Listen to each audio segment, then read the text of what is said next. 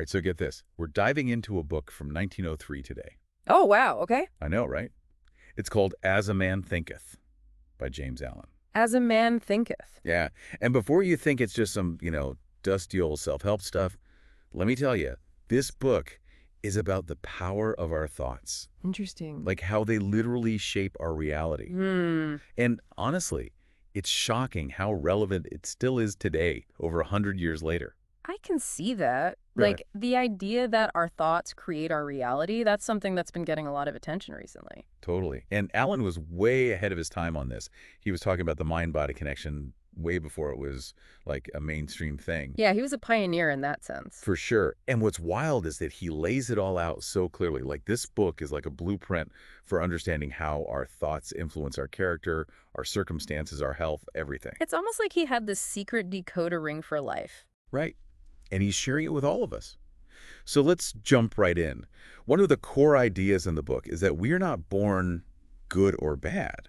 Okay. It's our thoughts that shape who we become.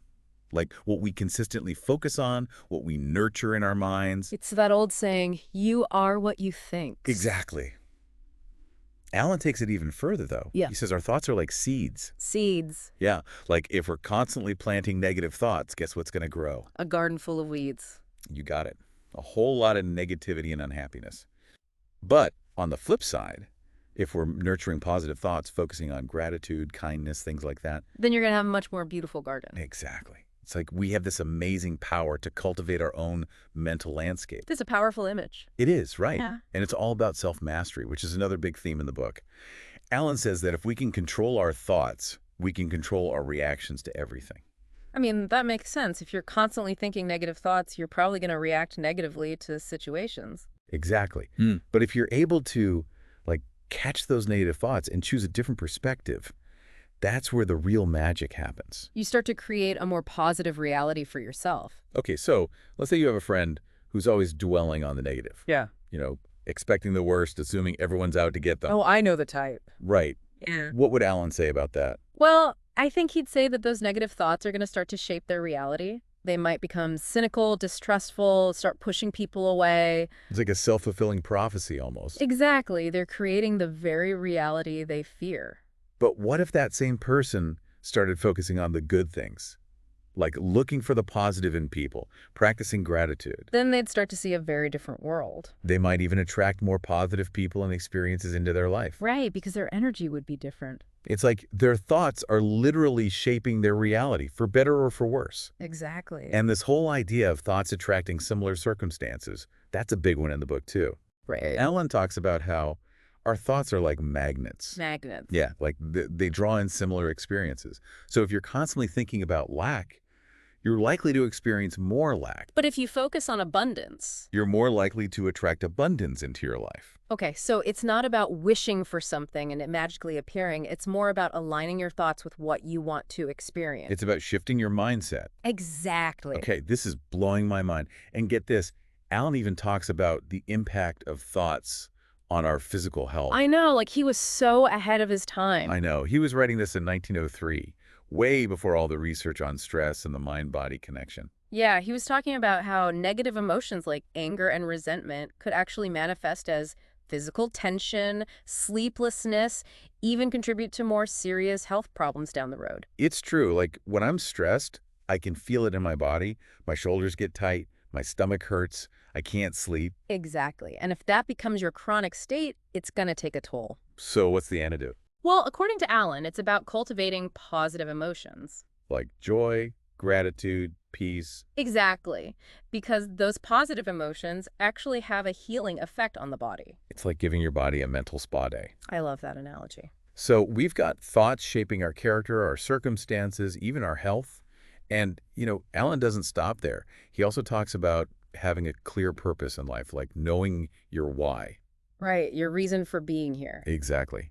He says that a strong sense of purpose acts like a compass. A compass. Yeah, like it guides our thoughts and actions toward a more fulfilling life. It helps us stay on track, even when things get tough. So it's not just about setting goals. No, it's about connecting with something deeper. Like what's your unique contribution to the world?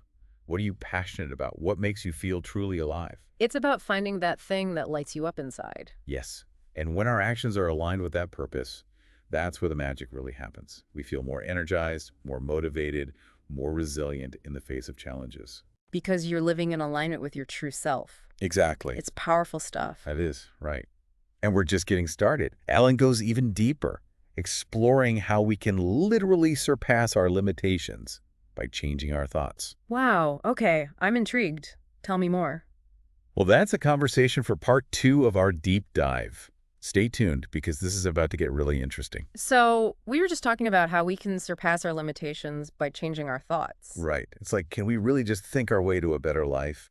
Well, Alan believed that we often place limits on ourselves, based on past experiences or, maybe just self-doubt. Oh, yeah, for sure. But he also believed that by shifting our focus, by really focusing on what's possible, Okay. on our strengths and our capacity for growth, we can break through those barriers. So it's like we're not actually limited by, our circumstances or whatever. Not necessarily, no. It's more about the limits we put on ourselves and our minds. Yep. That's pretty powerful.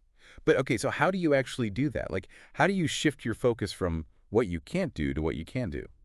Well, one of the things that Alan emphasizes is the importance of cultivating what he calls a garden of the mind. A garden of the mind. Yeah, so he uses this analogy of our minds being like fertile ground, Okay. and our thoughts are the seeds. I see. So if we want to harvest, positive outcomes, we need to plant seeds of positive, constructive thoughts. So it's not enough to just hope for a better life. No, you have to actively nurture the thoughts that will lead to that life. Okay, that makes sense. But what about when those tough times hit? Like, life isn't always sunshine and roses. Right. Does Alan address that? He does, and he actually has a concept called suffering as a teacher. Suffering as a teacher. Yeah, he doesn't shy away from the fact that, life is full of challenges. Oh, I know. But he encourages us to see those challenges as opportunities for growth. Yeah. Instead of getting trapped in a cycle of self-blame or despair, Right. he says we can ask ourselves, what can I learn from this? How can I use this experience to become stronger? So it's like those times you make a mistake at work or, you bomb a presentation or something. Right. It's so easy to beat yourself up about it. But what if, instead of doing that, you could see it as a chance to learn and grow? Yeah. To refine your skills? Okay. To come back even better next time. That's a much better way to look at it. Exactly. And Alan even compares suffering to a purification process. Oh, wow.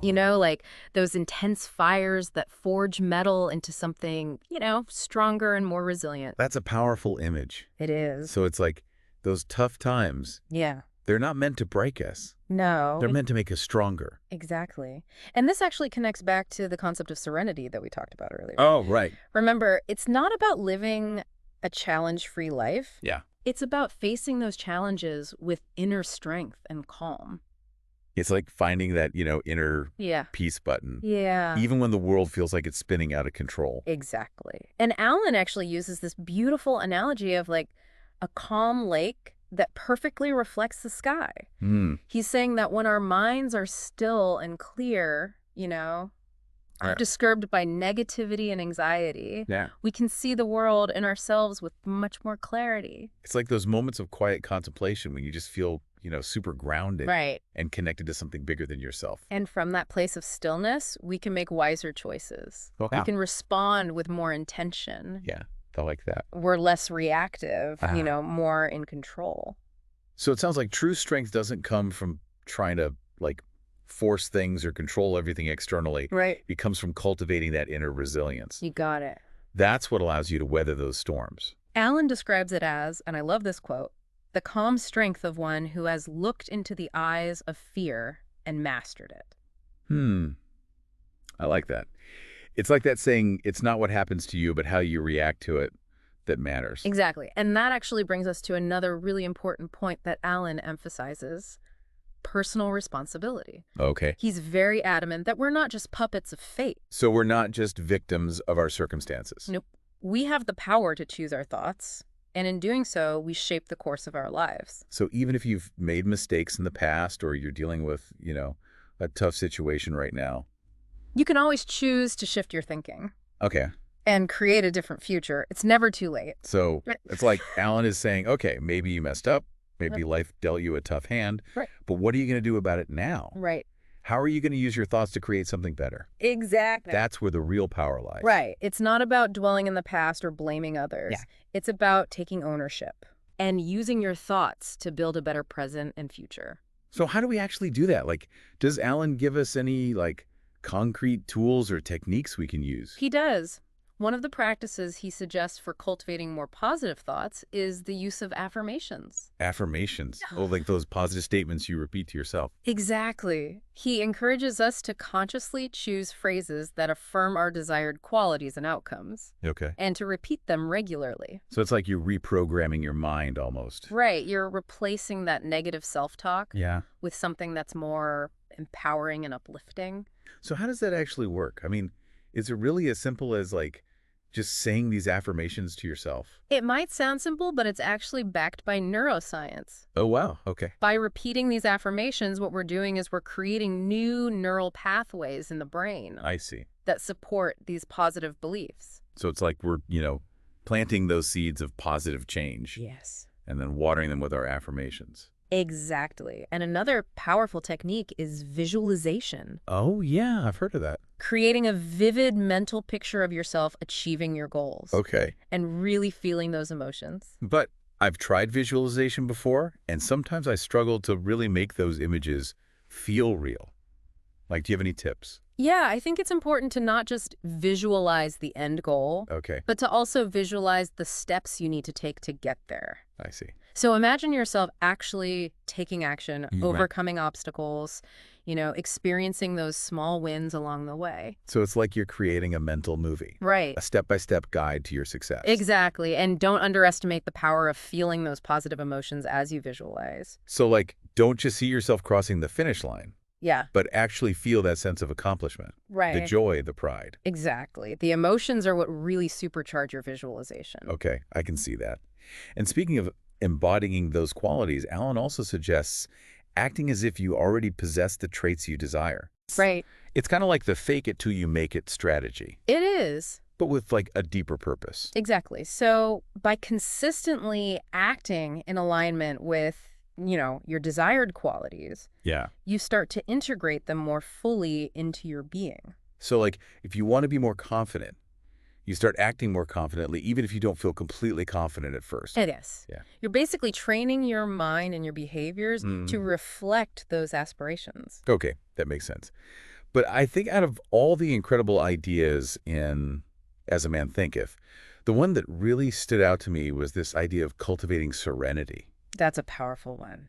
Yeah, it is. Yeah. But what exactly does he mean by that? Like, what is serenity? Well, remember, it's not about living in a bubble, pretending that challenges don't exist. Right. It's about developing that inner strength to Right. navigate life's ups and downs Yeah. with grace and wisdom. So it's about finding that, that calm center within, that peaceful space where you can respond to situations with more clarity and intention. Exactly. And a great way to cultivate that is through mindfulness practices. Oh. Even just, a few minutes of meditation each day Hmm. can really help you to become more present, less reactive. It's like hitting the reset button on your nervous system, Exactly. allowing you to come back to the present moment, feeling more grounded. And from that place of centeredness, Yeah. you can make more conscious choices, Okay. respond to challenges with greater wisdom, Mm. and create a life filled with meaning and purpose. Okay, I love that. And that actually brings us to another really fascinating concept from Alan, Yeah. this idea that dreams are the seedlings of realities. Ooh, I like that. Right. So poetic. Yeah. But what does he mean by that? Well, he's basically encouraging us to, have bold visions for the future, Mm. to imagine ourselves living the life we truly desire, Okay. even if it seems impossible right now. It's about daring to dream big, and tapping into that realm of possibility that exists within our minds. So we shouldn't be afraid to, like, let our imaginations run wild. Absolutely not. Those dreams, those visions we hold, they're not just fantasies. Okay. They're glimpses into our potential, I love that. waiting to be unlocked. It's like those tiny seeds that contain the blueprint for, like, a magnificent tree. Right. You might not see the full-grown tree yet, Yeah. but the potential is there. encoded within that seed. And by nurturing those dreams Okay. with focused intention, positive thoughts, Yeah. consistent action, we Right. can gradually bring them into fruition. But it's not just about, achieving external success. Right. It's about those inner qualities, Yeah. the ones that make you feel truly happy and fulfilled. You're exactly right. And Alan actually reminds us that, true happiness, Yeah. it doesn't come from material possessions Okay. or external achievements. It comes from living in alignment with our values and Sure. sharing our unique gifts with the world.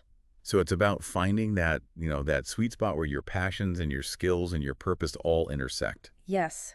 And when we're living in alignment with that inner compass, Yeah. we experience a deep sense of joy and fulfillment Okay. that no external circumstance can take away. So it sounds like Alan is suggesting that, true success, it's not measured by what you acquire, No, but by who you become. precisely. It's about living a life of purpose, meaning, integrity, Yeah. and always striving to evolve into, the best version of yourself. I love that. And what's really inspiring about all this What's up? is that this is a journey that anyone can embark on. Right. It doesn't matter what your circumstances are or your past experiences. Exactly. Because as James Allen so eloquently reminds us, Yeah. as a man thinketh in his heart, so is he. Wow. That is a powerful statement. It really is. And it just drives home the point that, we really do have the power to choose our thoughts. We do. And in doing so, we choose the direction of our lives. It's a powerful realization. It is. But wow, we've covered a lot of ground already in this deep dive. We have. All right, so we're back, and my brain is like officially full. I know, right? It's a lot to take in. Alan packs so much wisdom into this little book. He does. It's incredible how much depth there is to these ideas. Totally. So, okay, let's try to distill it all down Right. into some key takeaways. Okay. Like, what are some actionable things our listeners can start doing today to, put this wisdom into practice? Well, I think the first step is awareness. Okay, awareness. Like becoming aware of your thoughts, Okay, tuning in to that mental chatter that's constantly going on. right, because it is constant, isn't it? It is. It's like Mm. this background noise that we often don't even realize is there. Yeah, we're just on autopilot. Exactly. But it's important to become aware of it. Like, are your thoughts mostly positive, or are you kind of stuck in this negativity loop? So it's not about, suppressing the negative thoughts. No, not necessarily. It's about noticing them Okay, and then choosing to shift your focus. okay, I like that. So once you're aware of those thoughts, what's next? Well, I think the next step is to challenge them. Challenge them. Yeah, don't just accept those negative thoughts as truth. Ask yourself, is this thought really true? Is it helping me? Or is it just based on fear or limiting beliefs? It's like putting those negative thoughts on trial.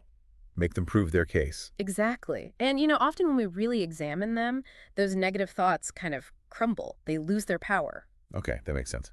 But then what do you replace them with? Well, this is where affirmations come in. Okay, yeah, we were talking about that earlier. Right. So consciously choosing to focus on statements that affirm, your desired qualities and outcomes. So is it really as simple as just repeating these phrases to yourself? It might sound simple, but it's actually a really powerful technique. And like I said before, it's backed by neuroscience. Okay, Those repetitions, they create new neural pathways in the brain. I see. And over time, those new pathways become stronger. So it's like you're literally rewiring your brain for positivity. Exactly. And another powerful technique is visualization. Oh, right. Visualization. Creating a vivid mental picture of yourself achieving your goals and really feeling those emotions. Okay, but I've tried visualization before, and sometimes I struggle to make those mental images feel real. I hear that a lot. I think one thing that can help is to, instead of just visualizing the end goal, Yeah. try visualizing the steps you need to take to get there. Okay. So imagine yourself taking action, overcoming obstacles, experiencing those small wins along the way. So it's like you're creating this mental movie. Right. A step-by-step guide to your success. And that makes it feel more achievable, right? Exactly. Yeah. And don't forget to really feel those positive emotions as you visualize. Okay, yeah. So don't just see yourself crossing the finish line, Yeah. but really feel that sense of accomplishment, the joy, the pride. Exactly. The emotions are what supercharge your visualization. Okay, I can see that.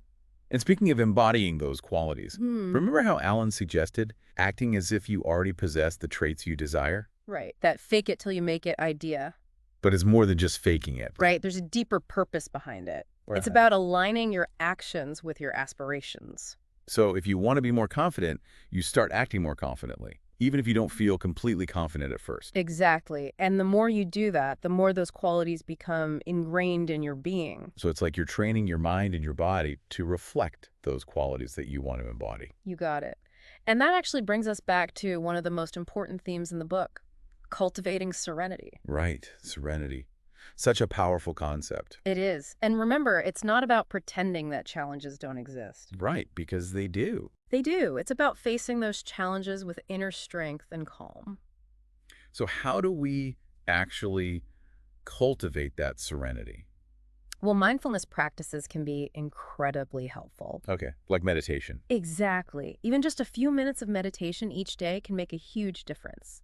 It helps you to become more present, less reactive. So it's like you're hitting the reset button on your nervous system. Exactly, allowing you to come back to the present moment, feeling more grounded and centered. Okay, I like that. And from that place of centeredness, Yeah. you can make more conscious choices, Yeah, respond to challenges with more wisdom, exactly. and ultimately create a life that's more aligned with your values and your purpose. Exactly. Wow. So there you have it, folks. We've taken a deep dive into James Allen's As a Man Thinketh, and it's been an incredible journey. It really has. We've explored how our thoughts shape our character, our circumstances, even our health. We've talked about the importance of self-mastery, of choosing our thoughts consciously and using them to create a more positive reality.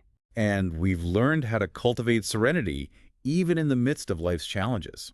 It's all about remembering that we have the power to choose our thoughts. And in doing so, we choose the direction of our lives. Exactly. And that's a really empowering message. It is. So if you're looking for a little inspiration, a little guidance on how to live a more fulfilling and meaningful life, I highly recommend checking out As a Man Thinketh. it's a short read, but it's packed with wisdom that can truly change your life. And who knows, maybe it'll inspire you to start thinking a little differently too. Until next time, keep those thoughts positive and keep diving deep.